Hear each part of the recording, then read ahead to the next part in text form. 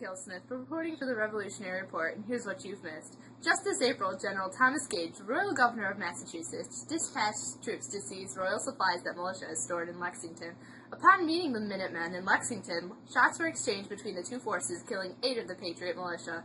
The British continued to Concord in search of gunpowder and lead. When they returned from Concord, their troops were ambushed at Boston, and 300 British casualties occurred.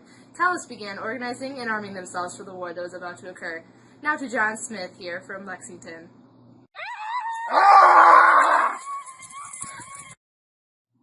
Well, I guess we'll come back to John later. Now over to Charlotte Roos with our Declaration report.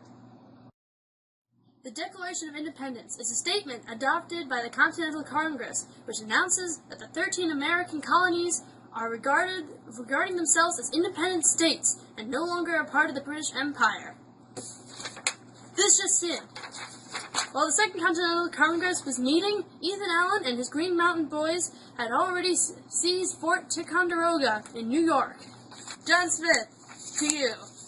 Do you feel cramped in Great Britain? Do you wish you had prosperous land in the New World to grow crops and expand your family? Then you should come to America and buy land in our western frontier, only 10 shillings per acre. Look at this gorgeous land. Who wouldn't want to live here? So come on over and talk to our representative in Boston.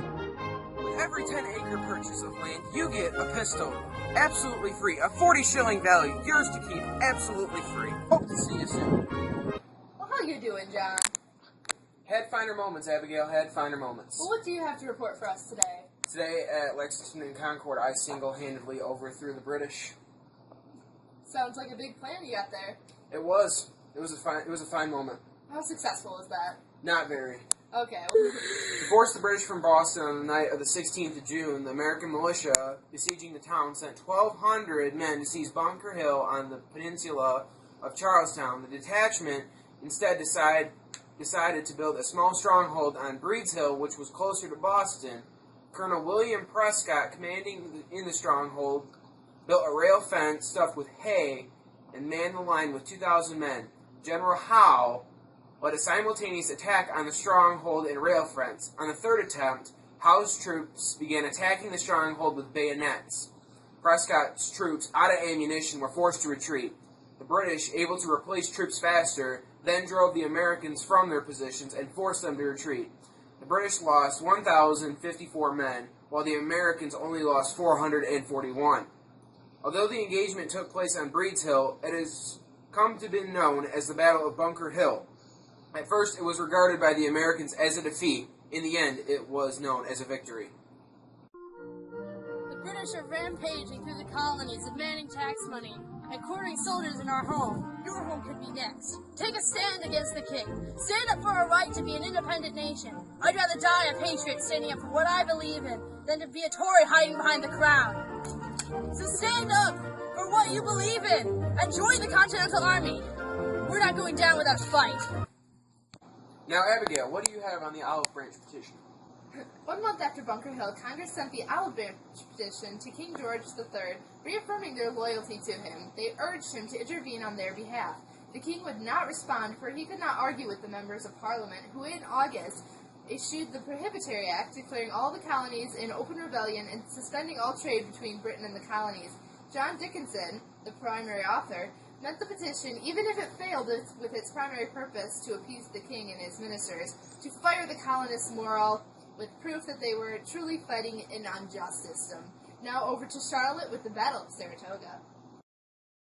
The Battle of Saratoga has become known as the turning point in the war for the Americans. General Horatio Gates has been more than just successful. He caused the tide of the war to turn.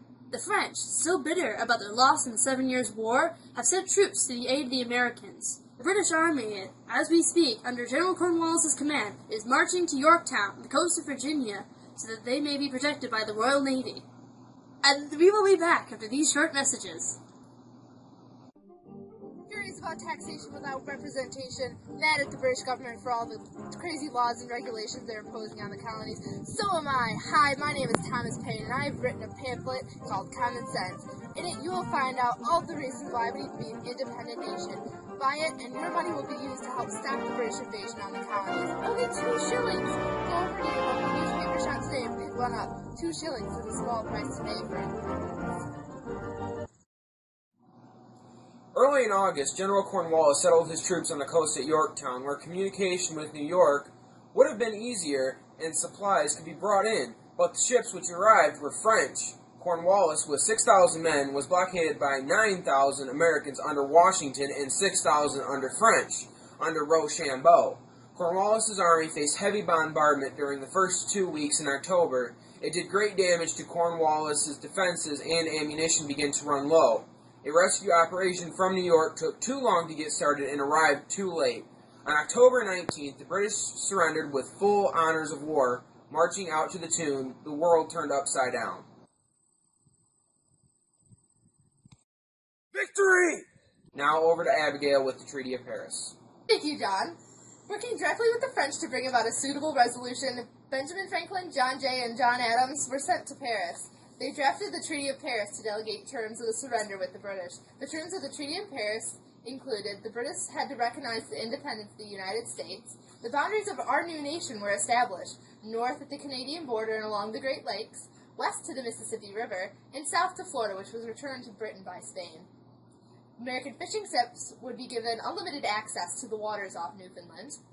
The United States government agreed it would not interfere legally with the British creditors and merchants seeking to collect debts owed to them by the Americans. The United States would compensate loyalists who had property damage during the war.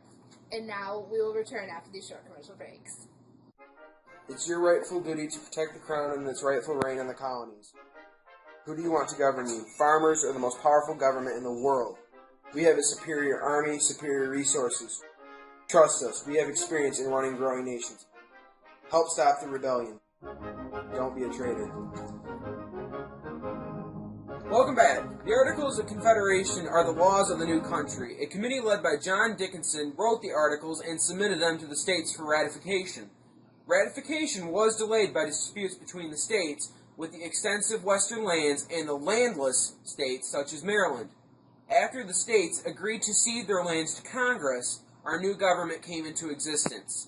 Each state has one vote in Congress, with that vote to be determined by a delegation of 2 to 7 representatives. Though the Congress has the authority to regulate foreign affairs, wage war, and maintain the postal system, it has no power to levy and collect taxes or regulate interstate commerce. Thank you for watching the Revolutionary Report. I am John Smith. And I'm Charlotte Roos. And I'm Abigail Smith. Have a good evening.